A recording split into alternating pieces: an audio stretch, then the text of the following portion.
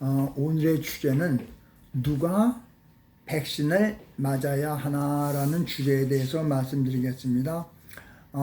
가을이 되면은 이제 그 겨울이 되기 전에 꼭 이제 독감 예방 주사를 맞아야 된다라고 이제 방송들을 하세요. 그런데 이제 그러면은 이러한 그 예방 주사를 맞는 원칙은 무엇인가? 그냥 제가 알고 있는 원칙은 그래요. 어렸을 때는 이제 병균이 없는 상태에서 이렇게 출생을 했으니까 많은 백신을 갖다 이렇게 집어넣어서 이제 거기에 대해서 면역력을 이제 기르게 해야 되기 때문에 어렸을 때는 이제 백신을 맞는 것이 좋다. 그 다음에 나이가 들면은 이미 이제 독이 이렇게 올 만큼은 이미 들어왔고, 그리고 이제 또 이제 면역력이 약해졌으니까 나이가 들면은 가급적 피하는 것이 좋다라는 것이 원칙으로 알고 있어요. 그리고 이제 또 노약자는 이제 피하는 것이 좋다 이제 그랬어요. 그래서 이제 이런 원칙 하에 어렸을 때는 그냥 뭐 깨끗한 그런 환경에서 자라는 것이 아니라 뭐 흙이나 모래나 이런 거 갖기도 놀기도 하고 그런 것에 일부러 조금 노출시키는 것도 어린애들 자라는 환경을 그렇게 만들어 줌으로 인해서 자기의 몸에 이제 면역력을 키울 수 있는 방법이니까 그렇게 하는 것이 이제 좋다. 그런데 나이가 들었는데 그러면 꼭 면역력이 약해진 상태에서 그러면은 더 이상 나쁜 균을 집어넣을 필요가 있느냐라는 이제 의문이 생길 수밖에 없어요. 그러면은 이제 누가 노인이고 누가 이제 약한 자인가? 근데 현재는 이제 노인이라고 그러는 정의를 내리기가 상당히 어렵습니다. 미국 같은 데서는 이제 65살이 이제 은퇴 나이였었는데 지금은 조금 바뀌어갖고 66.5살 돼야 이제 은퇴할 나이로 이제 또 바뀌어요.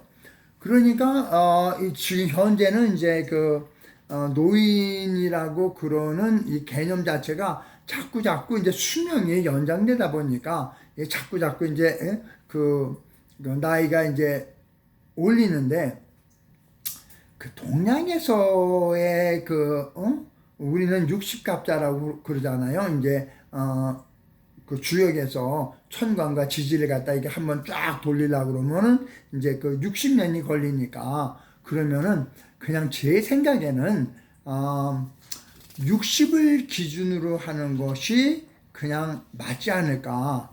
그 다음에 그러면 누가 약한 사람이냐? 약한 사람은 이제 12살 이하로 잡으면 좋을 것 같아요. 그냥 초등학교 다닐 때까지 초등학교 졸업한 사람들에게는 이제 괜찮을 것 같아요. 그런데 그러면 백신의 부작용은 있다 없다? 그냥 조금은 있겠죠, 아무래도. 그런데 백신의 내 몸에 이제 들어와서 어떻게 작용할지는 또 100% 알기는 상당히 어려워요.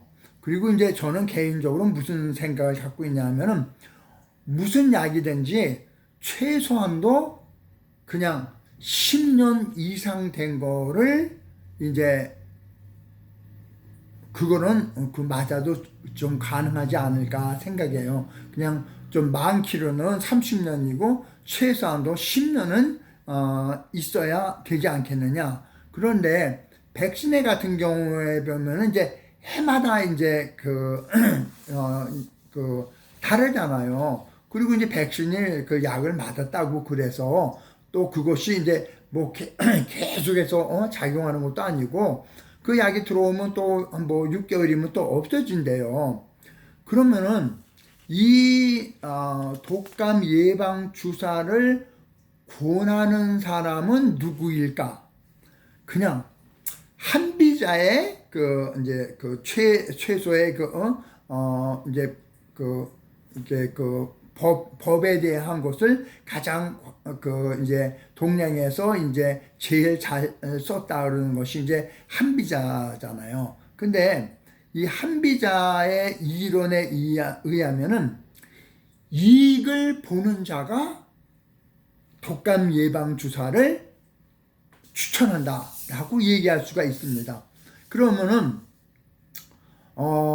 이제 제일 이익을 보는 사람은 아무래도 독감 예방 주사를 맞는 이제 그 생산하는 제약 회사가 이익을 볼 것이고, 이것을 사용할 수 있는 의사가 독감 예방 주사는 꼭 맞아야 된다라고 주장할 수 있어요.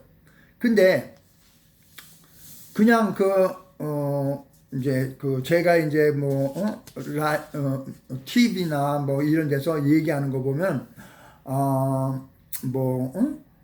도에 손잡이를 갖다 이렇게 잡을 때 거기 이제 바이러스가 묻을 수 있으니까 손을 꼭 씻어라 뭐 이렇게 얘기해요. 그런데 저는 조금 달리 생각합니다.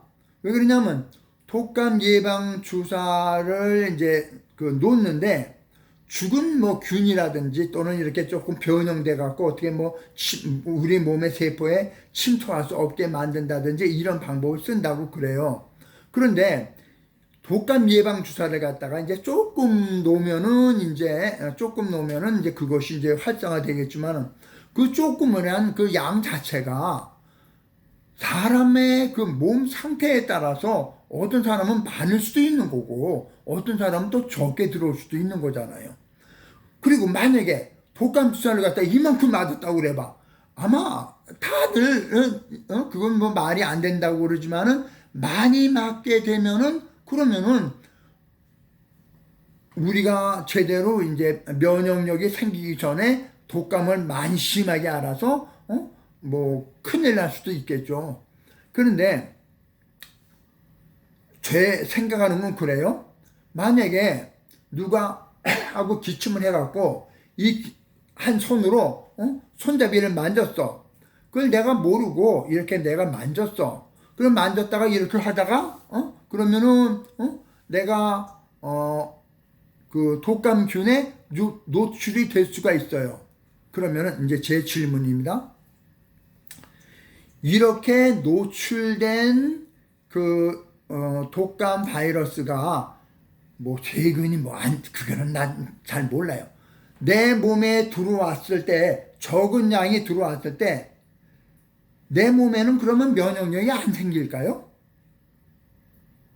아니, 꼭 주사를 맞아야만 면역력이 생기고, 그냥 조그만 양이, 이렇게 해서 내 몸에 들어왔어. 그러면 면역력이 안 생길까요? 저로서는 이해가 안 돼요. 그러니까 가장 좋은 방법은 뭐냐면은 좁고 밀폐된 공간이 문제입니다.